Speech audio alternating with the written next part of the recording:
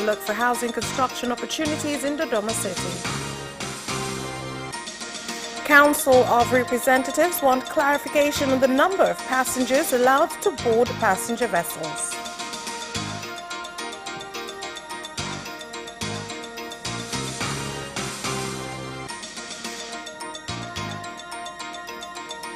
And in sports, coach Arisika Chioba returns to Tanzania's Azam FC continues with preparations for the Premier League. Good evening, this is Capital News at 9:30. My name is Vanessa Victor. Let's get started with the national news. Prime Minister Kassim Majaliwa has challenged the National Housing Corporation to use the headquarters move to Dodoma City as an opportunity to increase construction of houses.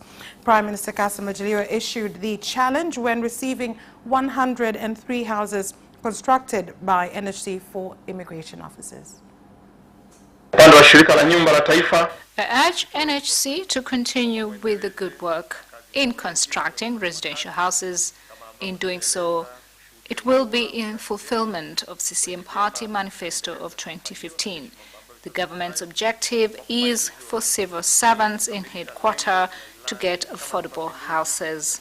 Mheshimiwa mgeni rasmi, mradi huu ambao umejengwa hapa katika eneo la Uyumbu ulianza kujengwa rasmi mwaka 2016. This project began in 2016. 40 hectares have been used out of 234 owned by NHC. Pamoja na serikali ya awamu ya 5 kwa kutuwezesha idara ya uhamiaji. We commend NHC and the fifth phase government for enabling the Immigration Department to get 103 houses for officers and Immigration Department staff, of which today will be officially handed over. Kuboresha makazi ya askari na vyombo vya ulinzi na usalama pamoja na wananchi kwa ujumla. The government of Zanzibar has said that passenger vehicles are prohibited from transporting more than 50% capacity of passengers due to the coronavirus pandemic. The statement was made in the Council of Representatives by the Minister of State, Second Vice President's Office, Mohammed Aboud, after the representatives demanded clarification on differing directives between relevant authorities from Tanzania mainland and Zanzibar on the number of passengers allowed to board vessels. Kuhusu usafiri wa baharini, bado msimamo wa serikali. Regarding sea transport, it is still the government's intention to allow only 50% of passengers on board. We are asking vessel owners to follow guidelines given until further notice. I would like to assure you that the government is very much aware of what to do to protect its people. What is happening is a lot of our people on low income have not been able to buy tickets on low grade, and only those on high grade have been made available for sale. This has caused a lot of inconveniences and dissatisfaction from our people. I'm asking the government on what plans have been made to resolve this matter. Agizo la serikali ya mapinduzi Zanzibar katika kujikinga na maambukizi ya maradhi ya ukimwi. We sat down with all vessel owners to discuss on the government's directive, and they were all in agreement. Only 50% of capacity was allowed. For vessels sailing in the morning, only 271 passengers were allowed on board. Meli zipakie kwa asilimia 50 ya uwezo wake au wa leseni iliyopatiwa. A day after Form 6 students resumed classes in Dar es Salaam after the coronavirus pandemic breaks, some have expressed concern on transport challenges they've come across, which include being denied to board commuter buses. Dar es Salaam Region Commissioner Paul Makonda has intervened by directing all commuter buses to make sure they allow 4 students to board the buses, warning that stern action will be taken against those who violate the directive. Changamoto ni kwamba Makonda wanakuwa hawaturuhusu. Bus conductors are not allowing not more than 2 students in one bus, while yet they are still charging us same fare as adults. Hali itakuwa tete kwa sababu hata wanafunzi wakiwa wanakaa kwenye siti itakuwa ni hasa kwa wale 200. If students sit in the bus, they will make us incur losses because of a 200 shillings deficit. The government should find other means of transporting students to school, or otherwise the government should allow not more than 4 students to stand inside the buses. It is chaos to control students, especially in the morning, since they are also in a hurry to school. Kama ni level city kwa maelekezo tuliyopatia. Bus drivers should continue considering the level seat directive without any excuse. But when it comes to students, they have no right of leaving them at a bus stand only because they can't pay full fare as an adult to grab a seat in a bus. There is no harm for 4 students to stand in a bus. I am calling on traffic officers not to capture buses because of allowing 4 students to stand. But if a passenger is found standing in a bus, then you can deal with them accordingly. Level city, ila tu pale wanafunzi wanapohitaji kupanda usafiri huo waweze kuwa shule na kuendeleza masomo. Following increase in water levels of Lake Victoria, which has caused some residents to lose their homes due to flooding in various parts of the lake zone, the government has now directed district councils to stop issuing construction permits until they are satisfied with the safety of the areas so as to avoid loss of property and human lives.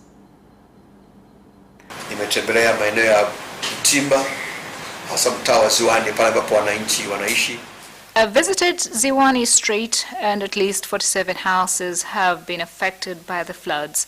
The water level in Lake Victoria has risen steeply, which has broken the record of 55 years ago. I urge municipal councils and the local government officers to respect historical boundaries. We've instructed water bodies to mark boundaries in all water sources so it is clear for people to see them. Water level has risen so much, 200 plus people have been affected and some have been forced to leave. Not been receiving visitors because we've had to close. In the past, we had up to 20 visitors per day.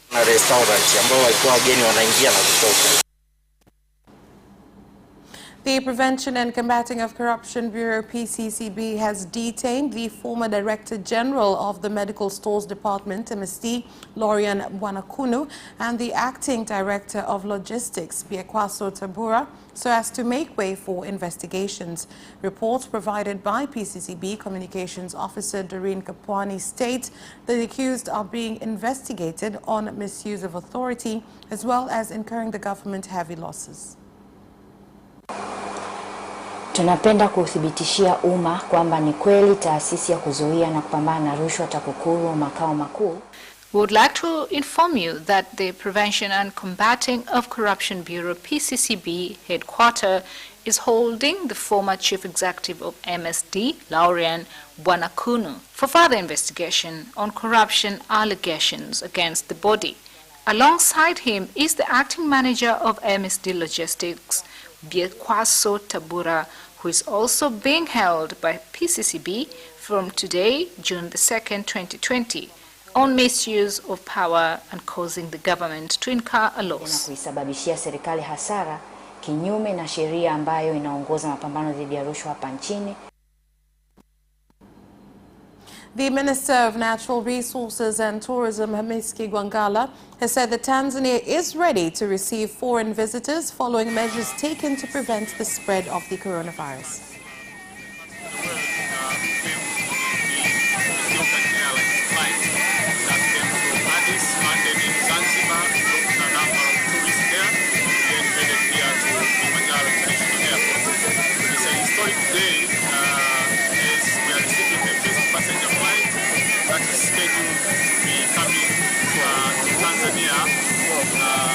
Mondays, Thursdays, and Saturdays.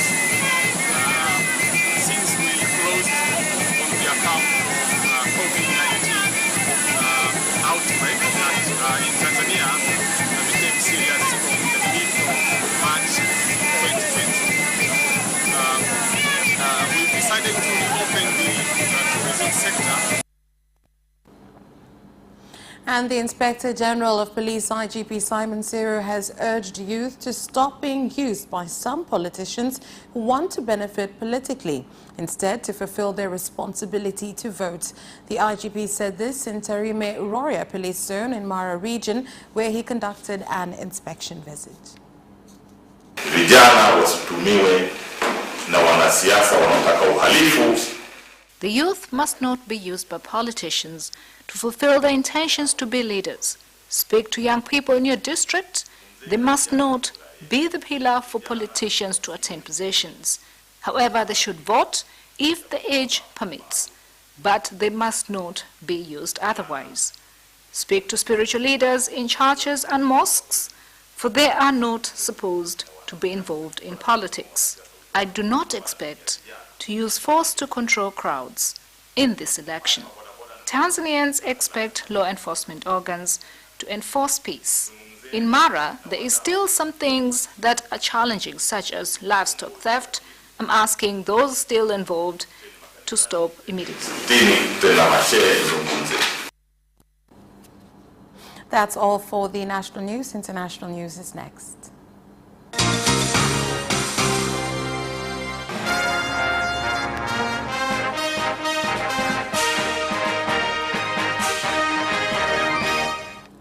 And now in international news.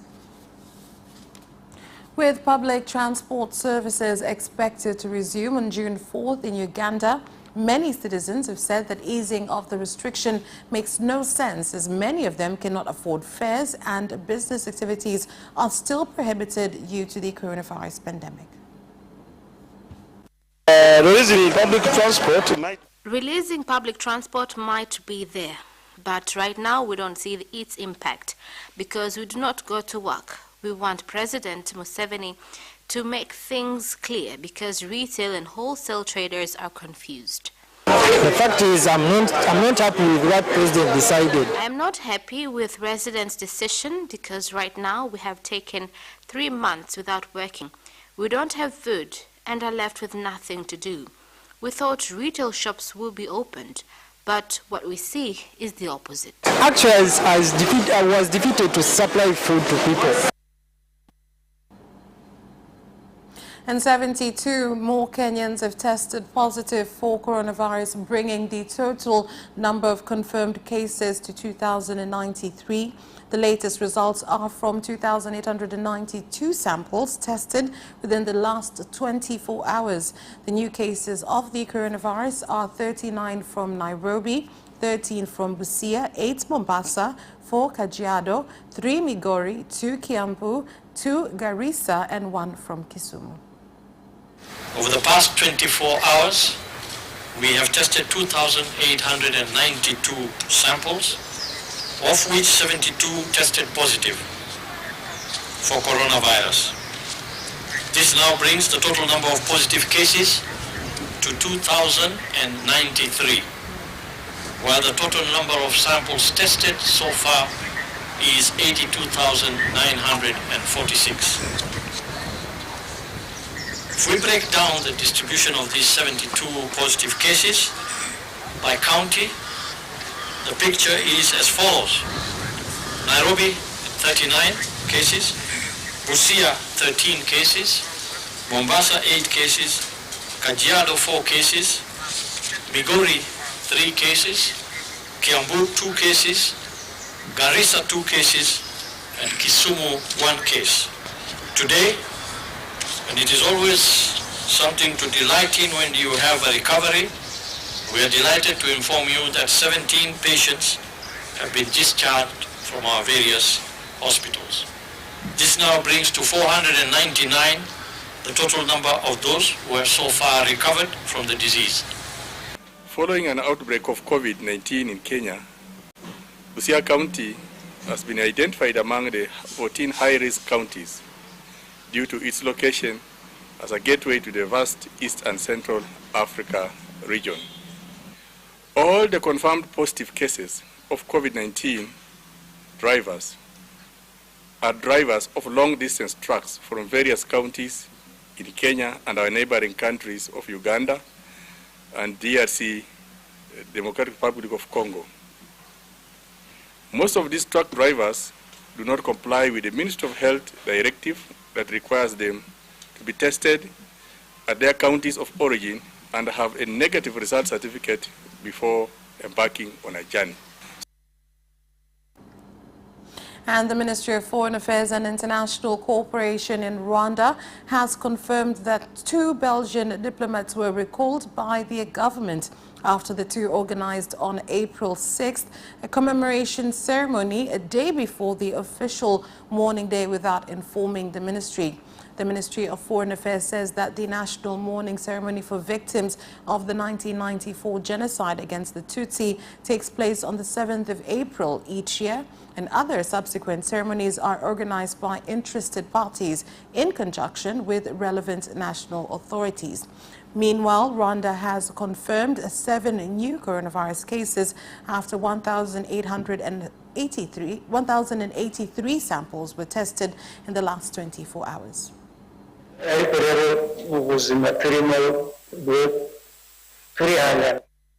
The kind of life that we're living in right now is very difficult, but it is best that we adhere to safety measures of combating the virus.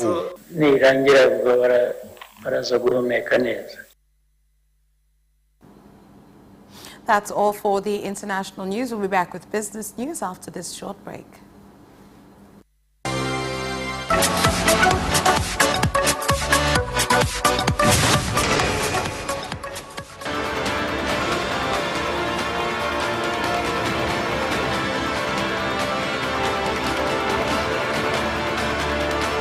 Watch Business Edition as we talk to business leaders and experts in sectors that are transforming Tanzania's economy. We believe that the driver is the customer. To change the mindset of traditional HR to the digitalization. Make sure that everybody can get some access to financial services. And once we understand the vision of our leaders, we then need to be behind them and help them in achieving that vision. Business have involved mercantile operations, trade guilds, or shared agricultural production, infrastructure, construction, financial sectors, tourism, and mining. Business Edition on Friday at 8:15 p.m.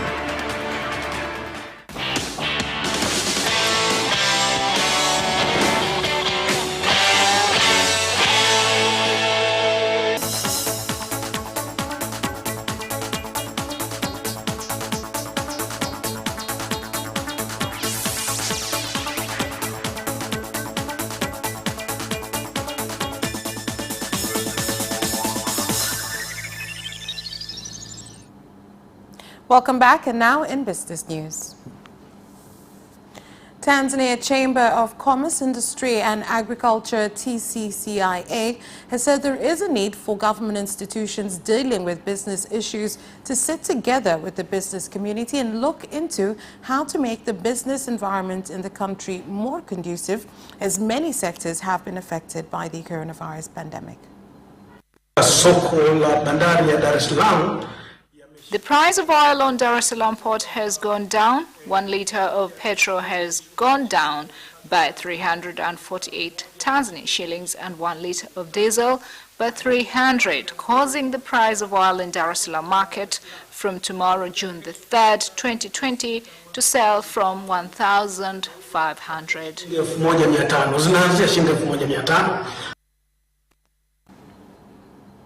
Avocado buyers have said in order to be competitive in the world market, farmers need to adhere to good quality farming methods.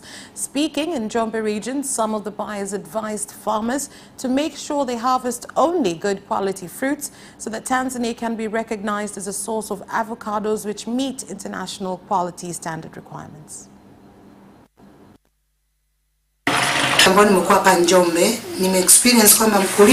Wakulima wa parachichi wa kwanza. Before, farmers never cared about quality of their produce. What mattered was making profit without knowing that such acts would cost them one day. Because by exporting poor quality fruits would not give good image to our country. We have an order of 80 tons of avocados that needs to be accomplished within 1 week. What we are doing right now is collecting fruits from farmers in high speed so that we could meet the deadline.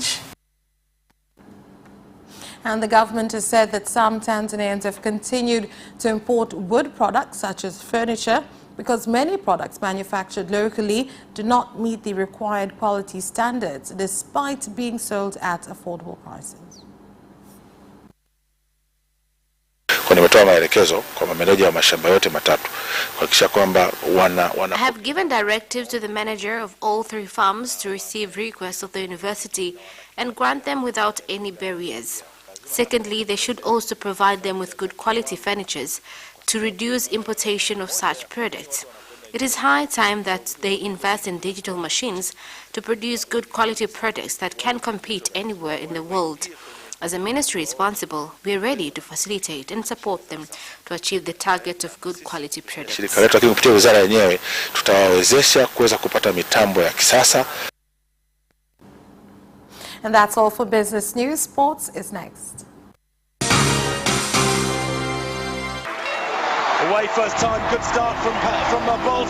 Bolt leading a moment and going away. Gay trying to go with him, and he's going to be dragged through to second place, but he's going to win it by 2 meters.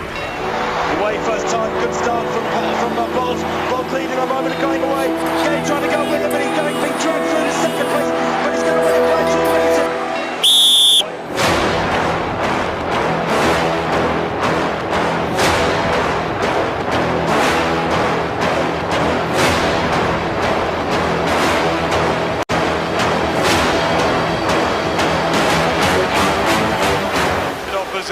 Joaquinho, he did lose to Lent.